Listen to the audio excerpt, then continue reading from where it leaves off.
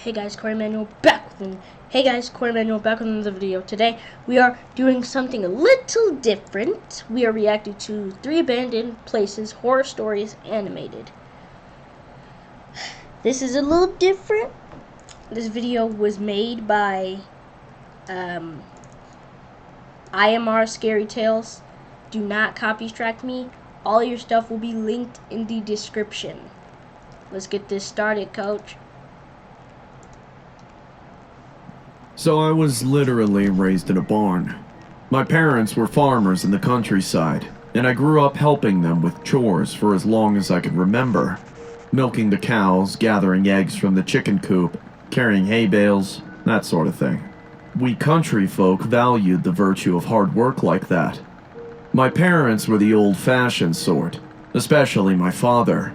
He was the kind of man who couldn't tell the difference between corporal punishment and straight-up child abuse over honest mistakes.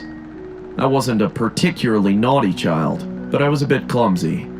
One time, I accidentally spilled a bucket of milk during chores, and my father whipped me with a leather belt so hard that I passed out, while my mother only watched sadly from the corner.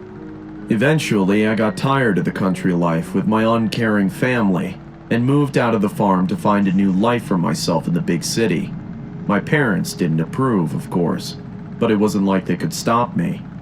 As soon as I was 18, I drove out of the farm in my cheapest second-hand car and didn't look back. All I left behind for my parents was a note telling them that I was going to make a new life for myself far away from them. Yeah, I didn't exactly have the best relationship with them. I wouldn't return to the farm again until 15 years later, when I got a knock at the door of my cramped studio apartment. I opened the door thinking that it was odd, since I didn't get many visitors due to always being too busy with my work at a soul-sucking corporate job to make any friends. A middle-aged man in an ill-fitting gray suit stood at my door holding a brown leather briefcase in one hand. My first thought was that he was a door-to-door salesman, trying to sell me something, and immediately felt annoyed.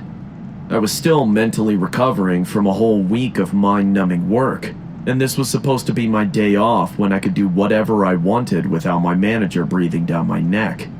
"Look, buddy, whatever you're selling, I'm not interested," I said in an irritable tone. I tried to close the door right afterwards, but felt the door jam when the man placed a boot-clad foot between the door and door frame. You ain't about to try and come in my house like this. Foot hand?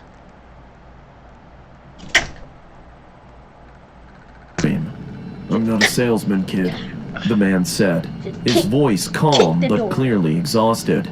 "I'm a private investigator. I need to talk to you about something." Look, whatever it is you're investigating, I don't want to be a part of it. I don't. Okay? And we about to get hit with this ad. Gonna get hit with an ad. But I do not want any parts of this secret investigation that you're talking about. I'm not part of it, man. Whatever you're gonna accuse me of, Curious, I eased the door back open, but You know I didn't come here to lose. You and me, friend. My money's on the robot.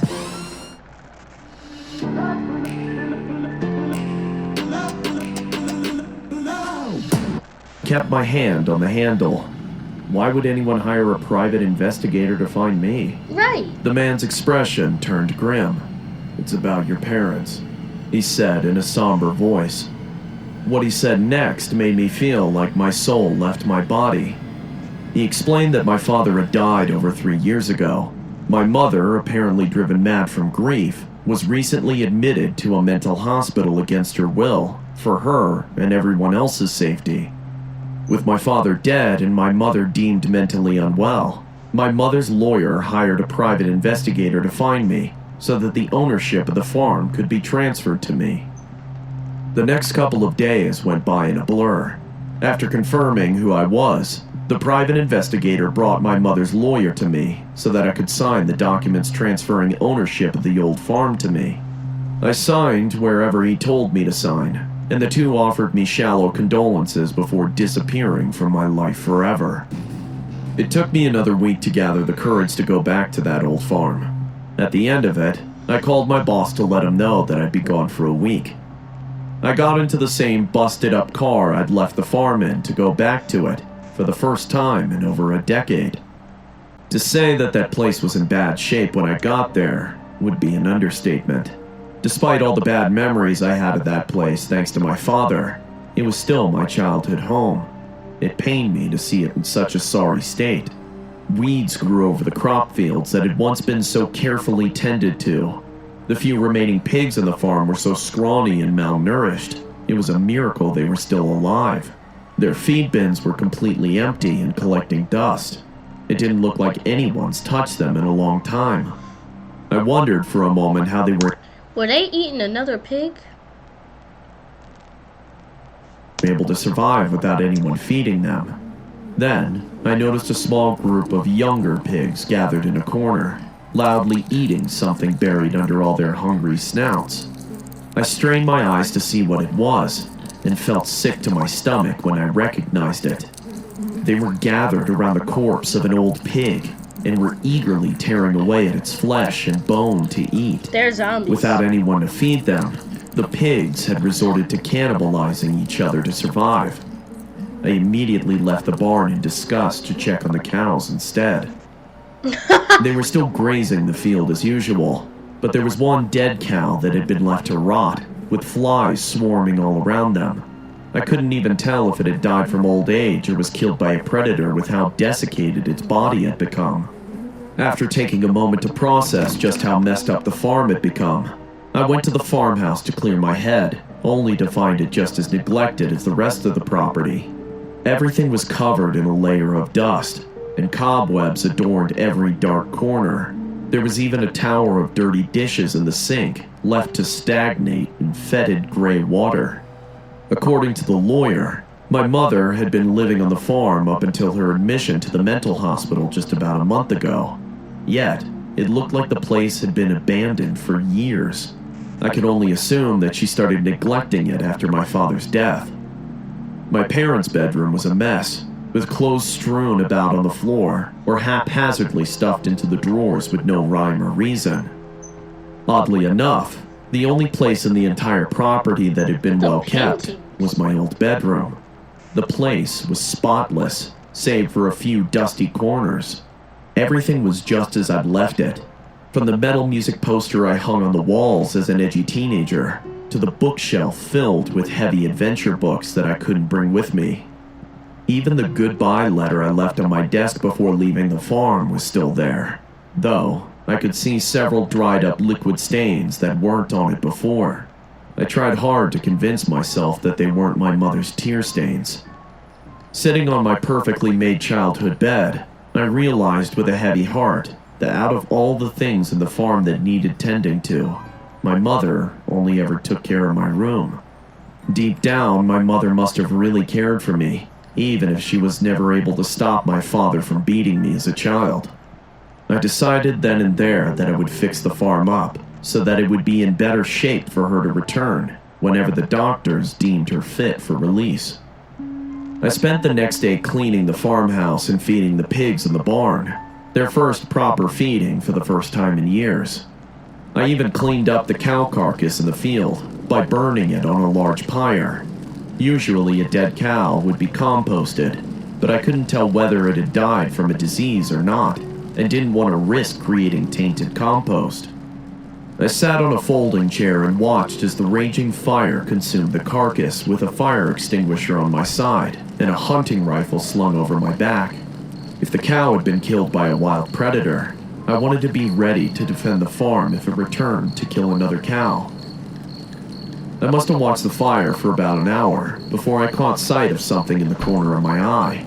The sun had gone down by then, and I was only able to see by the light of the burning pyre.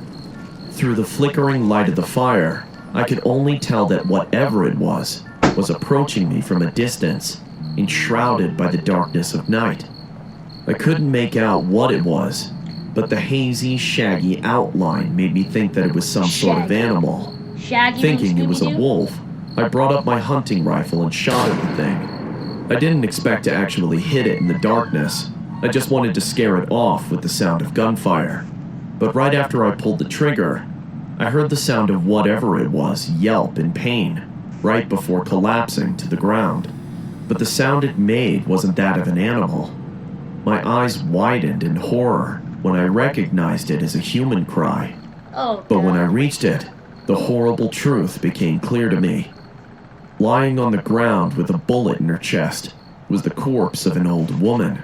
Her hair was overgrown and shaggy, so much so that I'd mistaken it for the fur of an animal in the dark. The only thing she wore were a light green tunic and matching baggy trousers, the kind you probably see a patient wear at a hospital. After a whole minute of gawking, horrified by what I'd accidentally done, I snapped back to my senses and tried to think of what to do. I should have called the police. It was a genuine accident after all, and the person was technically trespassing on my property. But in my panic and cowardice, the only thing I could think of at that moment was finding a way to get rid of the body. I picked up the woman's body and tossed it into the pyre alongside the cow carcass. Bad idea. For what felt like forever, I watched as both of their bodies were consumed by the flames with sweaty hands. Man, you So, should have dug a grave. Let the soul. You may rest in peace now. I would have been like, I apologize. Cross heart. You may rest in peace now. my body Not felt frozen burn the in fear. body. In the end, all that was left were brittle bones that I easily crushed into dust. I slept fitfully that night, scared that someone would come looking for whoever that woman was the next day. My fears came true when I heard a knock on the door the next day as I was eating breakfast. I saw the police car parked outside through the window and Told thought you that shouldn't things bring couldn't that body. possibly get any worse. I was wrong. I answered the door and was met with a young police officer. "Good morning, officer," I said, in the most normal voice I could muster. "Is something wrong?" "It's about your mother," the officer said. "What about her?" I said in surprise. "She escaped the mental hospital last night. One of the nurses told her that you'd returned to the family farm, and we were wondering if she broke out to visit you here or not." He opened a picture on his phone gallery and showed it to me. "I've been told that you haven't seen her in a while, so you might not recognize her. But this is what she should look like now. Have you seen her?" I looked at the picture and He shot his mom. He shot his mom by accident and burned his mother's body. Oh my God. That is messed up. That's messed up. felt my heart nearly stop. Sitting on a hospital bed in the picture was the same woman I'd shot the previous night. Just That tell woman him. I'd accidentally Confess. killed and intentionally burned in a pyre alongside a common farm animal was none other than my very own mother. Fighting back the urge to vomit, I told the officer that I hadn't seen her. I couldn't hide all the horror in my voice though. Thinking that I was merely worried about my mother's safety, he assured me that they'd find her soon. There weren't a lot of places to hide in the countryside after all.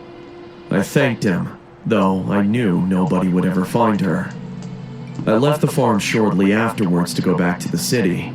Though I've tried to return to my normal life, my mind kept reminding me of what I'd done, with nightmares of my mother crying, still bleeding from the bullet hole I put in her chest. That was over a decade ago. I'm gonna return to the farm one last time. I can no longer live with this guilt, so I've decided that I won't live at all. I'm bringing my hunting rifle there too. But this time, the only one who will be shot by me is me. Don't do it, dude. Don't do it. You have so much to live for. Okay, this is big. Raid Shadow Legends made Ninja! me a champion. I If don't everyone care knew. about no See? Raid See? Shadow Legends. Hey guys, I see many of you commenting on my videos that this channel deserves 1 million subscribers. But I also see the % of people who watch my videos aren't actually subscribed to the channel. So, If you like the content, want to support my channel, and want to see this channel reach 1 million subscribers, or maybe 500,000 subscribers, then go ahead, subscribe, and hit the bell icon. Could y'all do that over here too? Like, the video's getting 30 views. I only got 22 subscribers. So how about y'all subscribe if you're new, and like the video and hit the bell, and go to this guy's channel and do the same thing. It's These are free, some and you can always really change your good mind later. Short stories. I used to love going to amusement parks as a kid.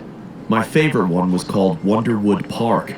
It had an Alice in Wonderland theme that was just different enough from the House of Mouse's version to not get sued. Since it was close to where I lived, every summer I'd go there with my parents as an annual tradition. Those days gave me some of the happiest memories of my life. They couldn't last though. My father got a job far away from our old town, and we all had to move with him. It became impractical to travel to Wonderwood Park every year, so we eventually just stopped going. I was just about to graduate high school when my mother told me that she heard the park closed down due to unknown reasons. I remember feeling sad when I heard the news, but I was too busy with things like finals and college applications to be too down about it. It was only after I'd graduated college and moved out of my parents' house that I decided to return to my old hometown once more to revisit Wonderwood Park. I pulled over to the nearest hotel and rented a room there before proceeding to where Wonderwood Park once was on foot, wearing a medical mask to cover my face. I doubted anyone actually cared whether people went to those ruins or not, but I was still technically trespassing. It was better if nobody saw me there, and for them to not see my face if they did.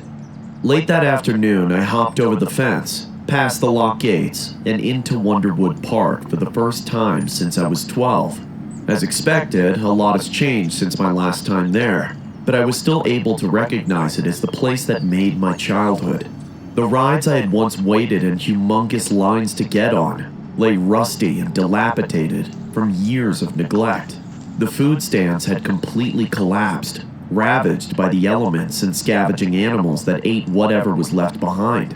Even the towering Ferris wheel that had once been the highlight of my every trip stood deteriorated, with the wheel looking like it could fall off the rickety hinges at any moment. It was a shame to see the source of so many fond memories in such a state, but I couldn't help but feel just a little happy that I was able to return to see it one last time. I took out my phone to take some pictures as a keepsake. I walked around the theme park taking pictures of all the attractions I used to love as a kid. The slingshot ride that was made to look like a heart-shaped guillotine. The water ride based on the time that Alice cried enough tears to cause a flood. And even a winding hedge maze decorated with the now long dead... That is the most terrifying scarecrow you will ever see. roses that was supposed to resemble the Queen of Hearts garden. I got a little lost in the last one. I must have passed the same crumbling statue of the Queen of Hearts at least 3 times. Even when covered in bird shit, she still manages to look like a pompous prick. By the time I managed to find my way out of the maze, night was already beginning to fall. I got ready to leave the place before it got too dangerous to walk outside alone. But as soon as I took a step beyond the maze entrance, I heard something that stopped me in my tracks. Psst, hissed a soft voice somewhere behind me. It sounded like the voice of a child. Startled, I spun around to see what it was. No, I'm standing with her face half hidden by... If you have a backyard, any of you, you go to your backyard, you see this. Go in the house, lock the doors, open the garage, move. Move to Mexico. Behind a hedge wall was a pale little blonde girl in a tattered-looking blue dress. She stared at me with a pleading eye, but didn't utter a word as I stood there dumbfounded by her presence. Hey, I said, once I got over the initial surprise. What are you doing here? The little girl didn't reply, She just continued to stare at me with that glassy blue eye that seemed to see through my soul. I was a little creeped out, to be honest, but I wasn't about to abandon her there in the ruins. "Hey, sweetie, are you lost?" I asked. "Do you know where your parents are?" She didn't reply. She just turned away and ran off behind the hedge wall. "Wait!" I called out after her. It took me a long time to figure out the hedge maze myself. Just keep her there, dude. If she want to stay there, let her stay there. Creepy person. You just find a very creepy person in the middle of an abandoned theme park. I didn't want her to get lost in it as well, so I ran after her.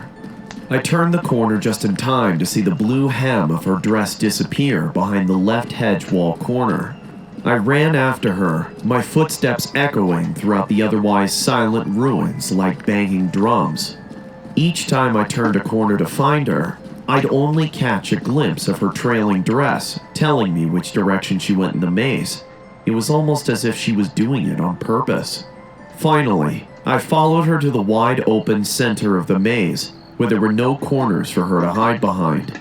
She stood stock still in front of the Queen of Hearts statue, with her back to me. It was the same Queen of Hearts statue I'd accidentally passed several times trying to get out. "You're not gonna run away again, are you?" I said between heavy pants, though the little girl didn't seem tired at all. "Please just stay there. I'll call the police. They'll make sure you're safe, okay? I promise." The little girl shook her head, her face still turned away from me. "It's too late for that," said the little girl, in the most sorrowful voice I'd ever heard. Before I could ask what she meant, the girl turned around to look at me. For the first time, I was able to fully see her face. It made me immediately wish I hadn't. The left half of her face had been completely torn open. I could see her cracked white skull peering through the bloody gash in her flesh, and her eye was hung from its socket, dangling over her ghostly pale cheeks like a macabre pendulum. I would have screamed had the shock of it all not caused my body to freeze in fear. Without another word, the little girl turned her back to me again and sunk into the dirt in front of the Queen of Hearts statue. It was then that I noticed that the dirt looked like it'd been disturbed. There was a small mound of dirt no bigger than a basketball, hidden by the overgrown grass that surrounded it. I managed to compose myself enough to approach it and examine it closer.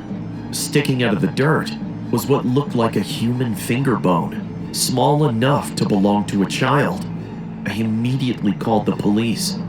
Naturally, they asked me what I was doing in the ruined amusement park in the first place, and detained me for a few days while they investigated the girl's body buried under the Queen of Hearts statue. Thankfully, I was able to get off on minor trespassing charges after it became clear she'd been rotting there for at least 5 years. I don't know if the police will ever find out who put her there. I don't think even she knew herself. I just hope her spirit can finally find peace now, after being trapped in that park for so long. For real? That wasn't even a jump scare. Good in a minute. Own it. I ain't gonna rent it. It feel like it's third down. I traveled to find myself after college. It's a tale as old as time. College student graduates with a degree that he has no idea what to actually do with it, and wanders the country by himself in an old car he bought on eBay, hoping that he'll find some profound meaning to life at a pit stop somewhere. For 1 entire year after graduating, I went on a cross-country road trip going nowhere in particular. I often stopped by small towns and took part in whatever obscure local traditions it had. Pie baking contests, annual dance festivals, weird delicacies anyone else in America would consider disgusting, that sort of thing. Though they were all from the same country, it was interesting to see how different they all were from one another. I enjoyed my time stopping by them, even if I had to do odd jobs every now and then when my savings wouldn't cut it. One day on my self-realizing road trip, I came across a town that would change my life forever. It started out with a rusty old sign behind the road in the middle of nowhere. I would have missed it had I not been driving slower than usual to take in the sight of the vast expanses of wild grass to the either side of me. I parked right beside the sign and had to squint to read what it said through the brown rust that had gathered on it. It read Rory, 100 miles, accompanied by an arrow curving left. I assumed that Rory must be a small town, and I started to look forward to learning some new local customs. I continued to drive down the long road, keeping an eye out for a left turn. Eventually, I came across a small dirt path branching off the main concrete road into a dense forest. Vegetation had grown over the path, but I could tell that just below the foliage was a smooth paved surface that might have once been used by people. I probably would have missed it entirely had I not been looking for it. The town must have been happy in its isolation to leave the path, and it's so hard to find. I turned the car onto the overgrown path and into the forest. Shadows casted by the tall trees above engulfed my vehicle. Only the faint spots of sunlight from the thicket lit my path up enough for me to not accidentally drive into a tree. After about an hour or so of driving over crunchy leaves, I finally reached the end of the path. In front of me was a small town with short, boxy buildings flanking either side of its roads. On the surface, it looked like all the other towns I'd visited since starting my trip, and yet, something about it felt off as I drove through it. I quickly realized what it was. The place was way too quiet. Usually, when I rolled into a new small town, I'd at least get a look or two from a local wondering what the banged-up car was doing in their town. But here, there wasn't even anybody outside doing anything, and I couldn't see anyone in the buildings through the windows either. At that moment, I knew I'd either stumbled into a town full of introverts or an abandoned one. I held out hope that it might just be a quiet day for the town, and drove to a building with a hotel sign in front of it. My car was the only one in the eerily empty parking lot. I pushed open the door to the little hotel. Like the rest of the town, there was no one to be found. The receptionist desk sat empty, and nobody came when I rang the bell on it.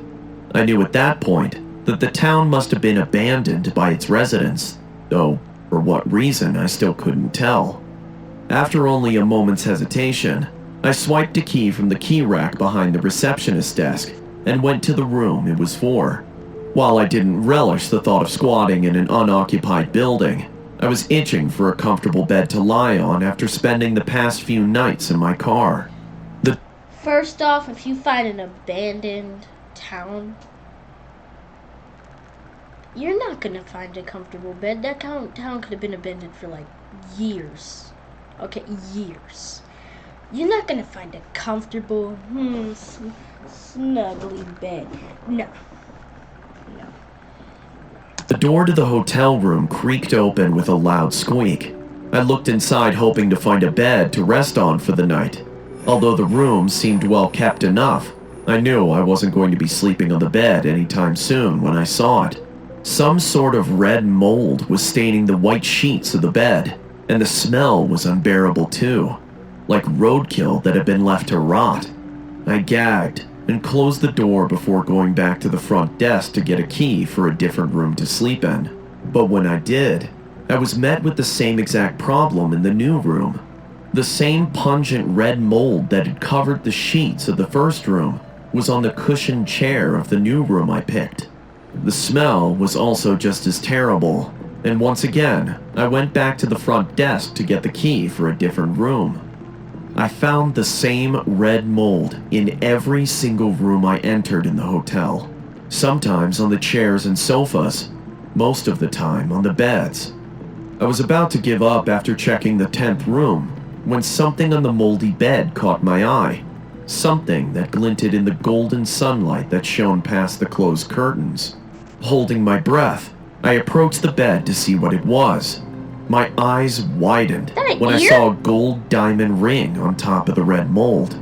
My body moved before I could think twice. I tried to pick up the ring, no longer caring whether I touched the mold or not. The moment my fingertip touched the red mold, I felt a burning pain shoot through it and into my arm. I let go of the ring and took a step back. I suddenly didn't want the ring or to stay in the town anymore. I ran out of the hotel and back into my car. I grabbed the first aid kit I kept in the glove compartment and poured rubbing alcohol over where I'd touched the mold. The moment the alcohol touched my skin, a searing pain erupted in my fingertip. Upon closer inspection, I could see that my fingertip had developed a bloody blister that bulged out of my skin like a bulbous water balloon. I gently poked at it with my other hand, and the blister instantly burst at the slight pressure. The blood from the blister splattered all over my hands. I felt a burning sensation whenever the blood touched my skin. I scrambled to wipe them off with a towel, but realized with horror that they wouldn't come off. The blood had permanently seeped into my skin, turning into reddish sores that looked eerily similar to the red mold I encountered in the hotel. It's been a week since then. I'm still in the town and the sores have spread. Every day I can feel the sores that now cover my arms, eating away at my flesh. My arms are little more than skin and We all know. Let's finish. bones now. I'm sure that it'll soon eat at my bones in time as well. I felt a burning sensation whenever the blood touched my skin. I scrambled to wipe them off with a towel, but realized with horror that they wouldn't come off. As I returned to the road in search for help, I pray that I have not accidentally doomed the rest of the world to the same fate as that abandoned town. Dang, those were good. Those were really, really good. I gotta go to sleep now, 'cause I'm going to sleep, man. I'm tired. Okay. Let's just say those were really, really good. I actually went this way for a bit. Just sat here like this. But yeah, those were really good. 32 minutes, you know. What was I gonna say? Yeah. Why did he have to touch that stuff? I'm gonna just end it because I don't know what else to say. Anyways, I hope you guys enjoyed. If you did, please be sure to hit that like button, subscribe today. If you're new, subscribe. If you're new, subscribe, like the video, turn on the bell, turn on notifications so you can see when that Spider-Man anime movie comes out. I'm not going to be uploading for a couple days. I'm not going to be uploading till Saturday. I'm going to be working on Spider-Man anime movie. So, if I upload tomorrow, that means I'm not going to be working on the Spider-Man anime movie till Saturday or Friday. I'm not uploading it till Saturday. Friday, I actually work on it. So, if you guys enjoyed, hit that like button, subscribe, and I'll see you guys in the next one.